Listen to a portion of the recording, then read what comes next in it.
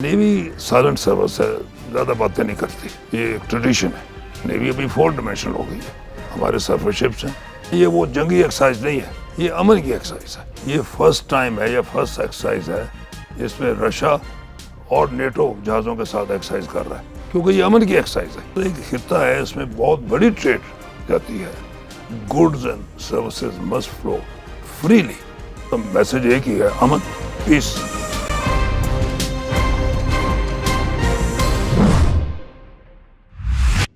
अस्सलाम वालेकुम।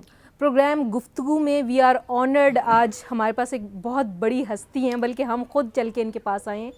Vice admiral retired Ahmed Tasneem के साथ हैं हम, इनके घर पे मौजूद हैं। और हालिया आपने देखा टीवी स्क्रीन्स पे बहुत अच्छी मशकें हो रही थी, और ब्लू डिप्लोमेसी आपने देखी, उसके बारे में इनकी क्या राय है और इस डिप्लोमेसी को ये कैसे देखते हैं, क्या आउटकम्स इनके ख्याल में पाकिस्तान को हासिल हुए हैं उससे। Welcome to our show sir, thank you for giving us time.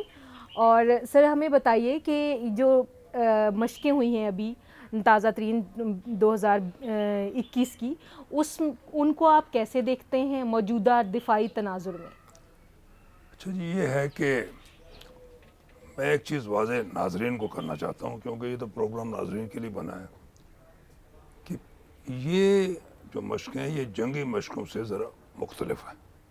पहले 70s 80s में हमारी मिडलिंग एक एक्सरसाइज हुआ करती थी, वो एक जंगी मशक होती थी जिसमें ज़्यादा वेपन्स और रे और ऐसी चीज़ें और फायरिंग और टॉर्पीडो और गोले और गन्स ऐसी होती थी। ये एक अमन की एक्सरसाइज है। ये एक बहुत अच्छा थॉट प्रोसेस है। नेवी ने सोचा इसके बारे में। ये 2007 में शुरू हुई और हर 2 साल के बाद होती है। जी 2007 में तकरीबन कोई 12-14 मुल्क आए थे इसमें। अल्हम्दुलिल्लाह इस एक्सरसाइज में जो कि 7वीं है 2021, इसमें 45 मुल्क हैं।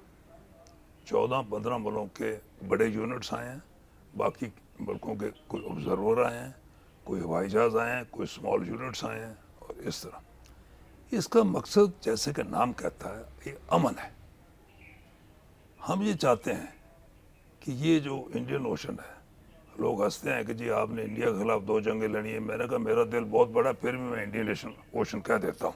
कोई ऐसी बात नहीं है कि इस ओशन को या इस खित्ते को या इस समुद्र को एक जंगी इस्तेमाल के बजाय एक तजारत के लिए इस्तेमाल किया जाए, या एक अमन के लिए इस्तेमाल किया जाए, जिसमें फिर तजारत फ्लो है।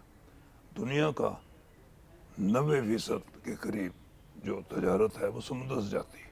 हमारी भी इतनी 90-95% इधर से आती है।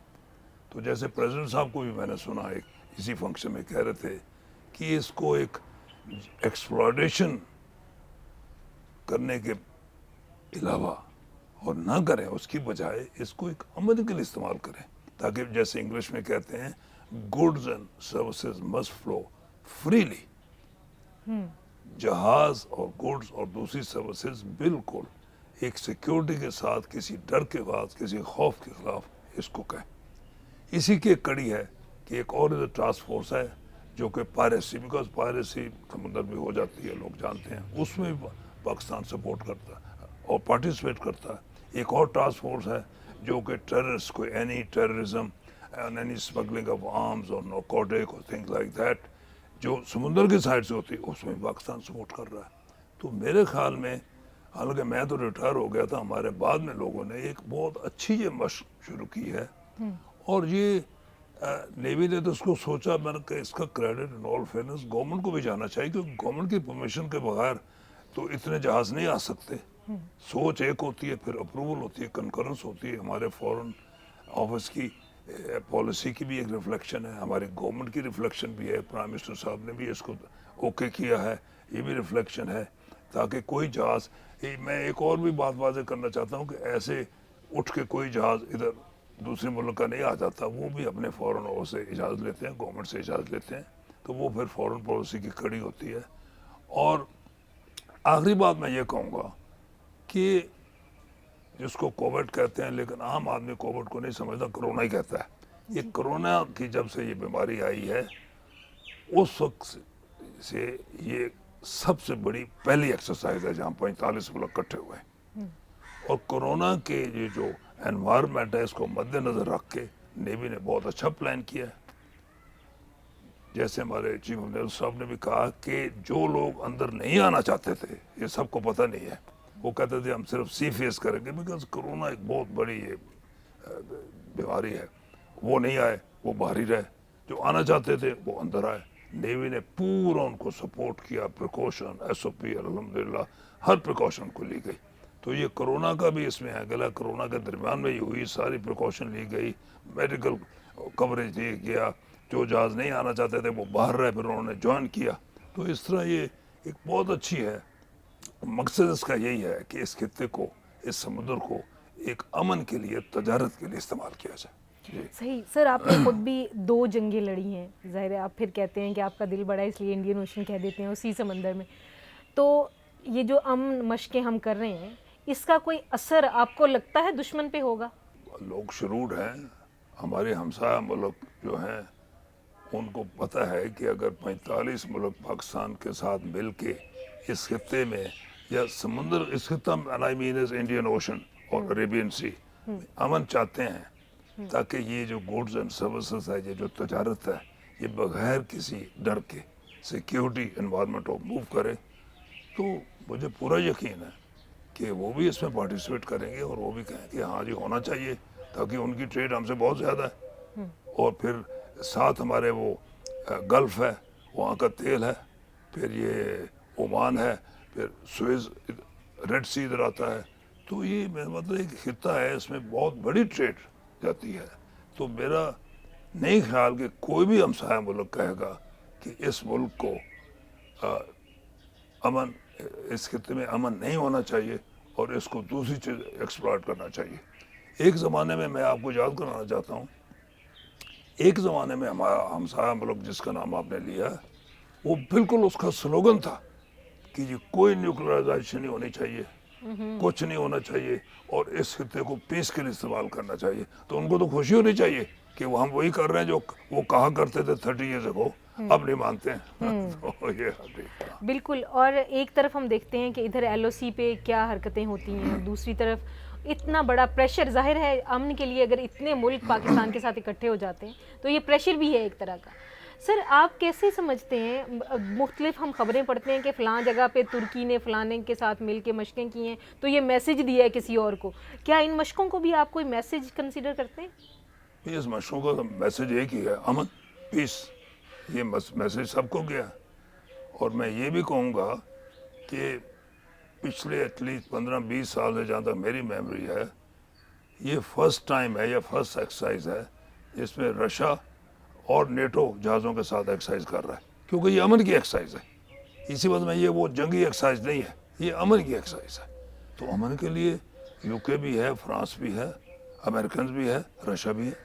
تو ہمیں یہ سمجھ لینا چاہیے کہ دنیا جنگ سے تھک گئی ہے، پراکسیز سے تھک گئی میری ہے، یہ اپنی ملک ایز اے سینئر سٹیزن، میں نوجوانوں سے ملتا رہتا ہوں، ایک اپنی ہے کہ خاص کر یورپ میں ایک فرقہ ہے، وہ جوانوں کا ہے، یونیورسٹیز میں ہے. وہ تو کہتے ہیں دنیا ساری ایک ہی ہونی چاہیے، فری موومنٹ ہونی چاہیے، کچھ نہیں ہونے چاہیے. بلکہ میں ایک مینشن کروں گا کہ جو لاسٹ ریفرینڈم ہوا ہے اس میں میرے جو گرینڈ سنز رہتے ہیں، وہ لنڈن میں رہتے ہیں یا باہر رہتے ہیں، انہوں نے ای یو کے حق میں ووٹ دیا.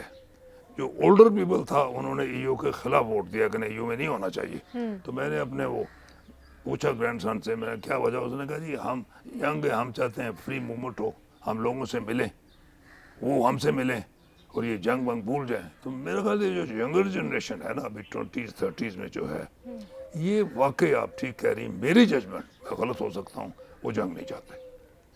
وہ جنگ نہیں، وہ کہتے ہیں امن ہونا چاہیے اور وہ فری موومنٹ چاہتے ہیں، جس مرضی ملک میں جائیں، جہاں مرضی لوگوں سے ملیں، جدھر مرضی کھائیں، وہ فری موومنٹ چاہتے ہیں. صحیح. ڈیٹرنس بھی ظاہر ہے ایک بہت بڑا عنصر ہے. دفاع آج پاکستان کا نیول آپ کے خیال میں کہاں کھڑا ہے؟ کہ نیوی میں نے ہمیشہ کہا، مجھے فخر ہے، میں نے اپنی زندگی کا سب سے ضروری اور سب سے قیمتی حصہ best part of my life मैंने सर्विस को दी है, मुझे बड़ा फख्र है। नेवी साइलेंट सर्विस है, ज़्यादा बातें नहीं करती, ये एक ट्रेडिशन है। और मैं इतना ही कहूँगा कि अल्हम्दुलिल्लाह हम छोटे ज़रूर हैं, हम gun to gun, ship to ship, submarine to submarine अपने दुश्मन का मुकाबला नहीं कर सकते, लेकिन दो तीन चीज़ें हम में हैं जो कि बाकी हमारे एडवर्सरी में नहीं है। एक हमारा जज्बा, दूसरे इस जज्बे के साथ ट्रेनिंग, तरबियत। ऑल थिंग बी इक्वल, अगर आपका जज्बा और तरबियत बेहतर हो तो आप उसी प्लेटफॉर्म जो दुश्मन के पास है आप 40 से 50% डिलीवर बेटर करेंगे, ज़्यादा करेंगे, आपकी परफॉर्मेंस उतनी बेहतर होगी। तो हमारा बिल्कुल अल्हम्दुलिल्लाह बिल्कुल ठीक है, हम तैयार हैं, हम एक्सरसाइजेस करते रहते हैं, ज़्यादा बोलना ठीक नहीं होगा। तो हमारे अपने 3 डायमेंशनल है, नेवी अभी 4 डायमेंशनल हो गई है। हमारे सर्फरशिप्स हैं वो अल्हम्दुलिल्लाह और भी ले रहे हैं, और बहुत अच्छा नेवल लीडरशिप ने किया है कि जहाज़ नए होने चाहिए, अप टू डेट होना चाहिए, उनका इक्विपमेंट बेहतर होना चाहिए, और बाकी और बाहर से लिए हैं, हमें यहाँ भी बनने चाहिए, बन रहे हैं, हमें बनाने चाहिए यहाँ जहाज़ अपने। जैसे टर्की देखो खुद कफील हो गए जहाज़ बनाता, हमें बनाने चाहिए। उसके बाद एयर प्लेटफॉर्म है, उसमें हम ठीक है अपडेट कर रहे हैं। फिर हमारा अंडर वाटर आर्म है सबरीन सर्विस, वो भी हम अपडेट कर रहे हैं, अपने दोस्त मुल्कों से नई सबरीनें ले रहे हैं ताकि ये पुरानी वाली रिप्लेस हो जाए। फिर इसके साथ साथ हमारा 4th डायमेंशन है स्पेशल सर्विसेज एंड मरीन्स, क्योंकि जिसको हम कहते हैं सी इन्फेंट्री, वो पहले नहीं होता था, वो भी हमने बिल्डअप किया, तो वो भी अल्हम्दुलिल्लाह बहुत अच्छा है। और ये सी पैक की सिक्योरिटी जो सीवर्ड सिक्योरिटी है, नेवी उसकी पूरी जिम्मेवार है, और हमने स्पेशल यूनिट्स रेज किए हैं, स्पेशल इक्विपमेंट और जहाज़ और प्लेटफॉर्म हमारे पास हैं, और हम उसकी सिक्योरिटी दे रहे हैं उनको। बहुत शुक्रिया आपके वक्त देने का। इसके साथ ही नाहिद को दीजिए इजाज़त, अल्लाह निगहबान। और हम सर के साथ गाहे बगाहे आके बात करते रहेंगे और आप तक सर की आवाज़ और सर की एक्सपर्टीज़ जो हैं वो भी पहुंचाते रहेंगे। अल्लाह निगहबान।